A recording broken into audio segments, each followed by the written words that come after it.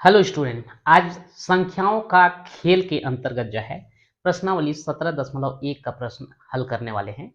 मैं हूं परमानंद पटेल। स्वागत है आपका आपके अपने चैनल पीएन पटेल क्लासेस पर। तो आइए देखते हैं प्रश्नावली का प्रश्न। निम्न में से उचित एवं अनुचित भिन्नों को छांटिए। जैसे कि इंट्रोडक्शन वीडियो में आप देख चुके हैं कि उचित भिन्न और अनुचित भिन्न होता क्या है, फिर भी मैं एक बार रिपीट करता हूं। उचित भिन्न किसको कहा जाएगा? जिसमें अंश जो है छोटा हो और हर बड़ा हो, उचित भिन्न कहलाता है। और अनुचित भिन्न में भी उसका जो है उल्टा होता है, यानी कि अंश जो है कैसा रहेगा? बड़ा रहेगा और हर जो है छोटा रहेगा। तो यहां पर पहला में अगर हम देखें तो यहां पर उचित भिन्न और अनुचित भिन्न दोनों अलग अलग करके हमको लिखना है। तो यहां पर अगर हम पहला देखें 16/5 अंश बड़ा है, हर छोटा है, तो इस कंडीशन में ये क्या कहलाएगा? ये अनुचित भिन्न कहलाएगा। 12/13 हर बड़ा है, अंश छोटा है, ये उचित भिन्न के अंतर्गत आएगा। 78/41 अब यहां पर तो स्पष्ट है, 78/41 यानी कि अनुचित भिन्न। और 6/7 ये 6/7 जो है उचित भिन्न कहलाएगा।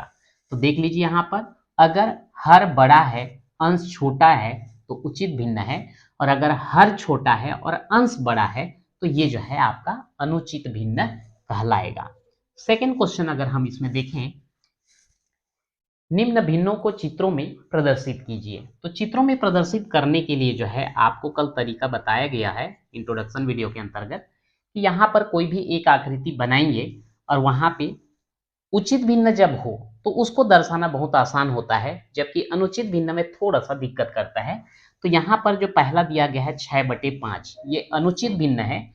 अनुचित भिन्न को जो है दर्शाने के लिए थोड़ा सा आपको प्रॉब्लम हो सकता है। मैं सबसे पहले जो है उचित भिन्न यानी कि 3/8, 7/11 और 4/15 इनका जो है मैं पहले जो है चित्रात्मक प्रदर्शन करके बता देता हूं। फिर उसके बाद अनुचित भिन्न 6/5 के लिए हम देखेंगे। 3/8 का मतलब ये है 8 भाग में से 3 भाग, यानी कि कोई भी एक डायग्राम बनाइए, बराबर 8 भागों में उसको बांट दीजिए और 3 भाग को दर्शा दीजिए, तो वो आपका कहलाएगा 3/8। अब वो आकृति कुछ भी हो सकता है, आप वृत्त ले सकते हैं, वृत्त न लेकर के आप वर्ग ले सकते हैं, आयत ले सकते हैं, आप जैसा भी लो, लेकिन वो 8 भाग में बांटना है और 3 भाग को जो है प्रदर्शित करना है। अगर मैं यहां पर जो है एक वृत्त को दर्शा दूं, ये हो गया वृत्त, ये केंद्र बिंदु। अगर ऐसा खींच दें तो बराबर 2 भाग हो गया, इधर खींचोगे 4 भाग हो गया, इधर खींचोगे तो 2, 1 मिनट इसको खींचने तो ये 1 2 3 4 5 6 7 8 भाग हो गया। इसमें से 3 भागों को हमको दर्शाना है, तो ये जो है आपका एक भाग ये होगा, दूसरा भाग ये हो जाएगा और तीसरा भाग जो है ये वाला हो जाएगा। तो ये जो है आपका 3/8 को जो है प्रदर्शित करता है। उसके बाद दिया है 7/11। अगर हम ऐसा वृत्त बना करके 11 भाग में बराबर बराबर बांटना चाहेंगे तो थोड़ा सा मुश्किल होगा। तो इसके लिए हम क्या करते हैं, एक लंबा जो है आयत के रूप में ले लेते हैं, इसको 11 भाग कर देते हैं। 1 2 3 4 5 6 7 और आगे बढ़ा देता हूं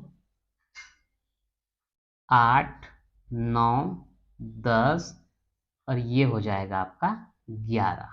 ठीक है, 1 2 3 4 5 6 7 8 9 10 11 लगभग लगभग बराबर है। आप उसको नाप करके जो है स्केल से बराबर कर लेंगे।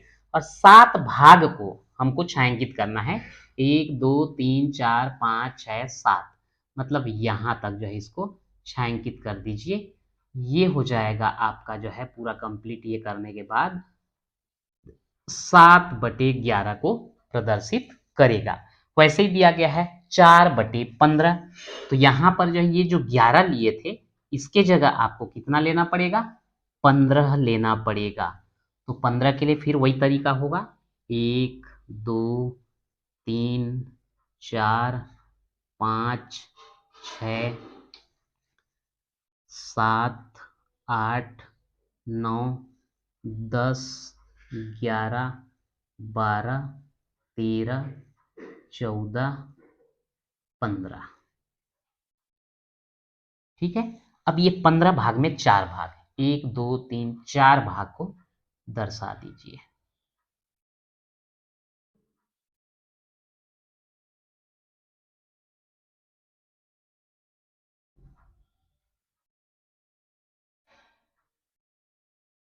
ये आपका 4/15 भाग को प्रदर्शित करता है। अब यहाँ पर जो है 6/5 जो लिया गया है, ये विषम भिन्न है। तो इस कंडीशन में क्या करें? अब 5-5 भाग में बांटना है और 6 भाग को दर्शाना है। तो थोड़ा सा ये अजीब लगता है कि ये ऐसा होगा कैसे। तो एक काम करते हैं, एक आयत बनाइए, इसको 5 भाग में बांटिए, 1 2 3 4, ये हो गया 5। अब 6 भाग दर्शाना है, तो 5 भाग करके 6 भाग दर्शाना संभव नहीं होता। तो यहाँ पर फिर से एक और आयत बनाइए, इसको भी 5-5 भाग में बांट दीजिए, 1 2 3 4 और ये हो गया 5। ठीक है। अब जो है गिन के 6 भाग को दर्शाओ, 1 2 3 4 5 और ये 6, ऐसा।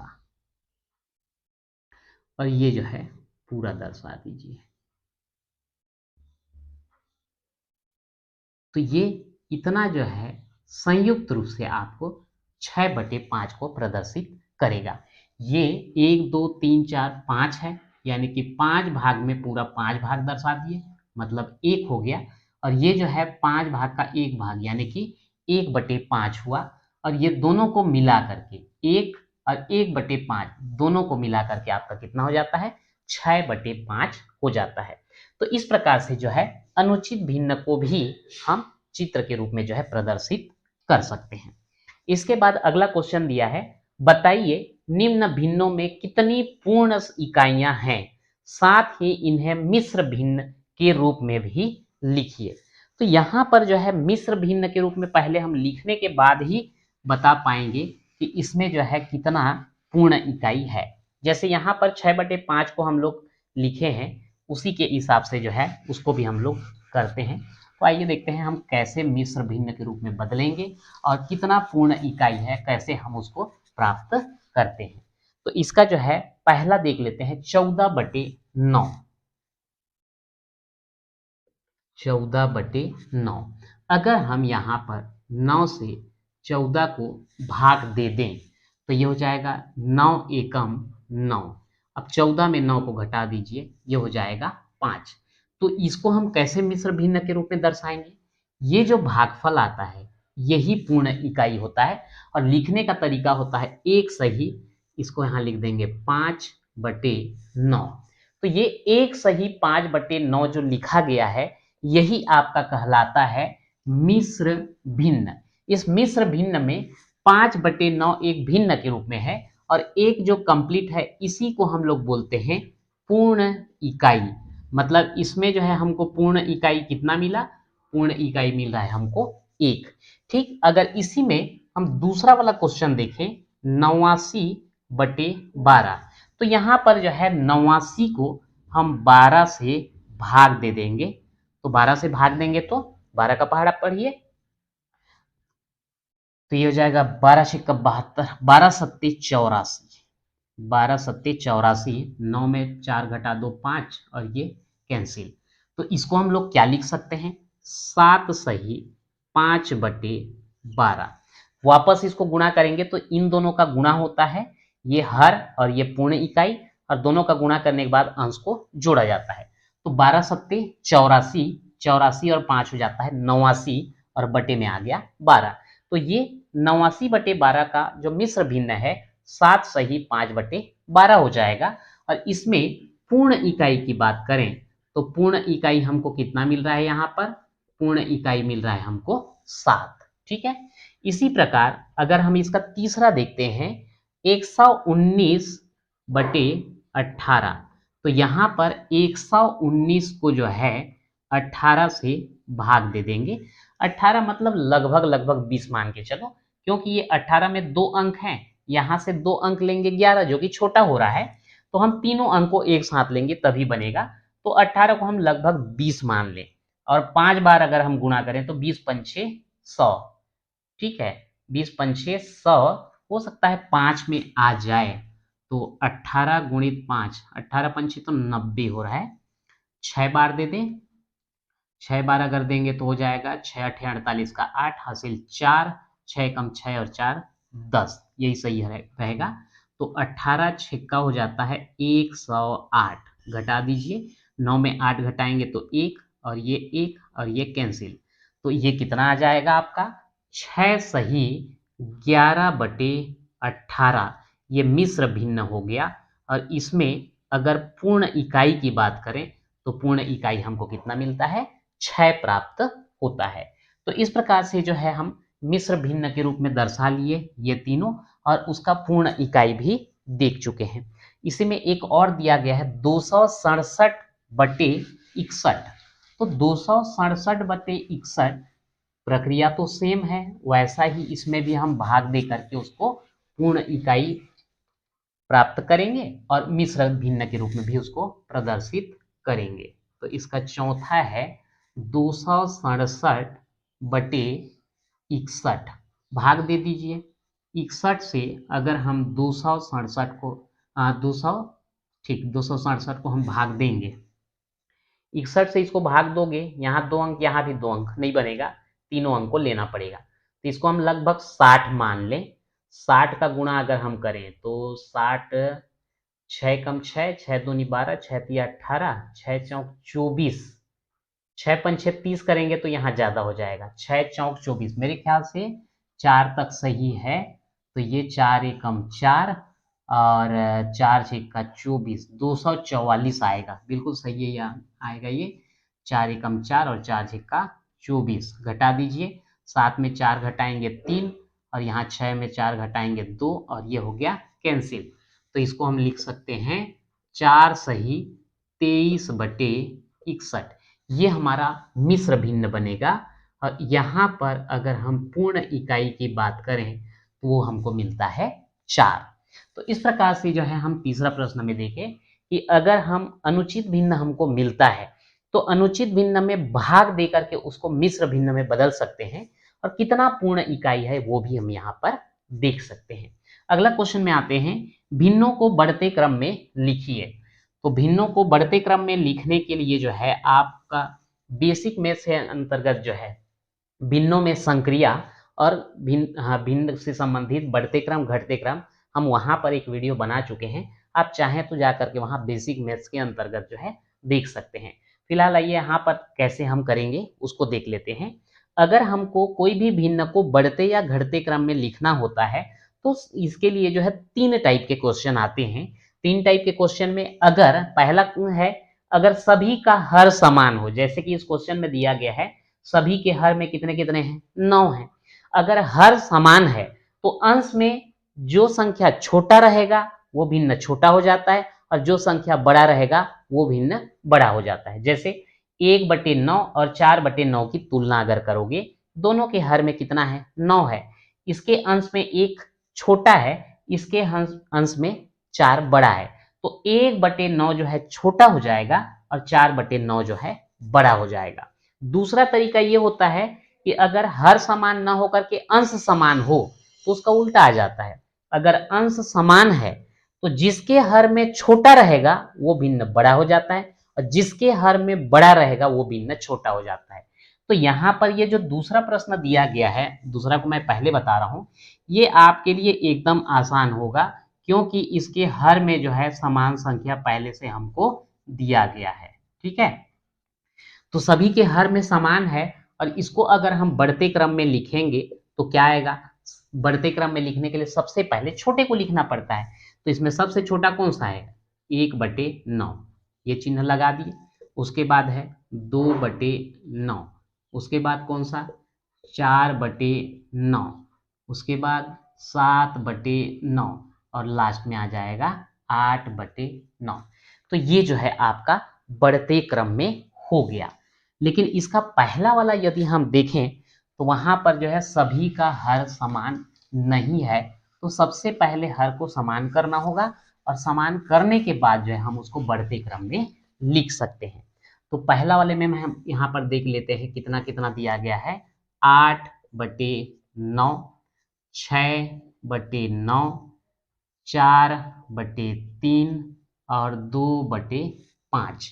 तो यहाँ पे सबसे पहले 9, 9, 3, 5 का लघुत्तम समापवर्त हमको ज्ञात करना पड़ेगा। तो लघुत्तम समापवर्त ज्ञात करेंगे तो 9, 9, 3 और 5। अब यहाँ 3 से भाग दीजिए। 3 तिया 9, 3 तिया 9, 3 एकम 3 और ये रहेगा 5। फिर 3 से देंगे, 3 एकम 3 एकम और ये 5 ही रहेगा। 5 से देंगे तो 5 से देंगे तो 5 एकम 5। तो इस प्रकार से लघुत्तम समापवर्त हो गया 3 गुणित 3 गुणित 5।